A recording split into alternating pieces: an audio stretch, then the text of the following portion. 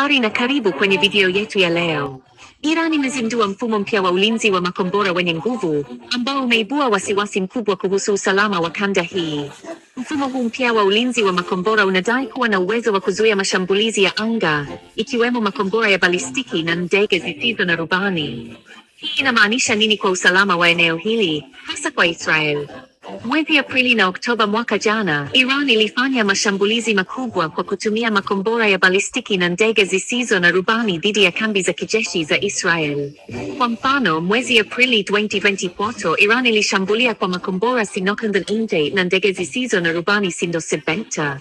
Israel ilijibu mashambulizi haya kwa kurusha mashambulizi dhidi ya mfumo wa ulinzi wa anga wa S-300 huko Isfahan. Kwa upande mwingine, jeshi la anga la Israel limefanya mazoezi makubwa ya kijeshi hivi karibuni, yakisimulia mashambulizi ya makombora na ndege zisizo na rubani kutoka Iran.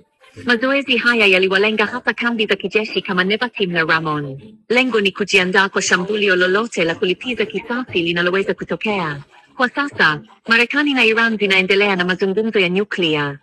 Marekani imekuwa ikitoa msaada mkubwa kwa Israel, ikiwemo mabomu ya bunker busters mwezi Aprili 2025. Marekani pia ilihusika katika maamuzi ya Israel kuhusu mashambulizi yanayoweza kufanywa dhidi ya Iran. Iran ina vifaa vya kutosha vya nyuklia kutengeneza silaha kadhaa za nyuklia, ingawa inadai kuwa programu yake ni ya amani. Aidha, ina makombora kama Fatah 1 yenye uwezo wa kilomita 1.4 na ndege zisizo na rubani za Shahed ambazo ni vigumu kugundua. Israel ina mfumo wa ulinzi wa anga uliowekwa kiufanisi, ukiwemo Arrow, David Sling na Iron Dome. Hata hivyo, mifumo hii inakumbana na changamoto kubwa dhidi ya mashambulizi ya pamoja.